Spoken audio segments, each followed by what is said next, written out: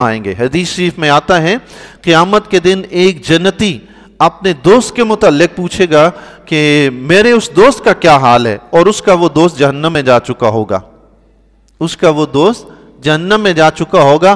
وہ جب یہ کہے گا نا کہ میرے اس دوست کا کیا حال ہے، اللہ تعالیٰ فرشتوں کو حکم دے گا اس کے دوست کو جہنم سے نکال کے اس کے ساتھ جنت میں داخل کر دو۔ سبحان اللہ، حدیث شریف ہے۔ تفسیر بغوی نے، تفسیر روح البیان نے، دیگر کئی کتب تفسیر میں یہ حدیث نقل ہے۔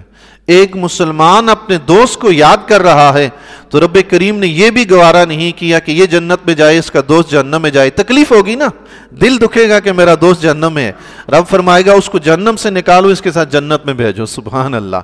حضرت حسن بصری رحمۃ اللہ علیہ نے اسی لیے فرمایا کہ ایمانداروں کو کثرت سے اپنا دوست بناؤ کہ قیامت کے دن وہ شفاعت کریں گے۔ سبحان اللہ۔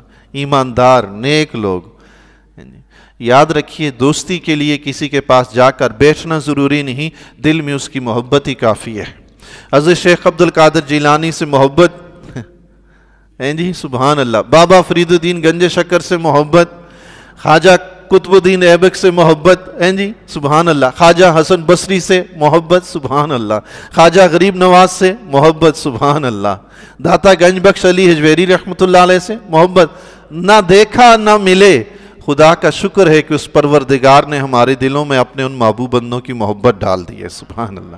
اللہ تعالیٰ خود ارشاد فرماتا ہے الخلاء یومئذ بعضهم لبعض عدو الا المتقین، فرمایا قیامت کے دن گہرے سے گہرا دوست ایک دوسرے کے دشمن بن جائیں گے، فرمایا الا المتقین، مگر متقین اس وقت بھی دوست ہوں گے۔ سبحان اللہ۔ یہ کیوں فرمایا؟ یہ اس لیے فرمایا کہ متقین کی دوستی اس وقت کام آئے گی، ورنہ دوستی کا کیا فائدہ؟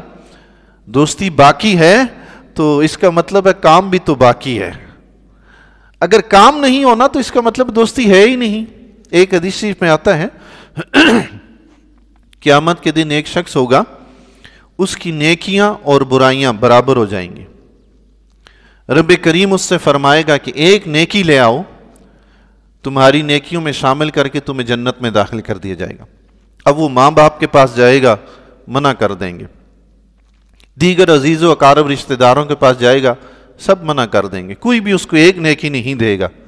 اللہ کی بارگاہ میں عرض کرے گا کہ مولا مجھے کسی نے نیکی نہیں دی، تو رب کریم اس وقت ارشاد فرمائے گا میرا ایک فلاں دوست ہے جو تیرا بھی دوست ہے، جا اس سے نیکی مانگ، وہ تمہیں دے گا۔ سبحان اللہ۔ وہ اللہ کا ولی ہوگا، اللہ کا دوست ہے، وہ اللہ کا ولی ہے، اس کے سوا تو کوئی اللہ کا دوست نہیں ہے نا۔ وہ پھر ان کی بارگاہ میں جائے گا، وہ اللہ کے نیک ولی اس کو ایک نیکی اپنے اعمال سے دیں گے، وہ اللہ کی بارگاہ میں وہ پیش کرے گا مولا مجھے نیکی مل گئی۔ رب کریم فرمائے گا میں نے اس کی نیکی میں بھی کوئی کمی نہیں کی، تمہیں بھی وہ نیکی عطا فرمائی، جاؤ تمہیں بھی بخشا اس کو بھی بخشا۔ سبحان اللہ۔ اللہ اکبر۔ اللہ اپنے محبوب بندوں کی محبت عطا فرمائے۔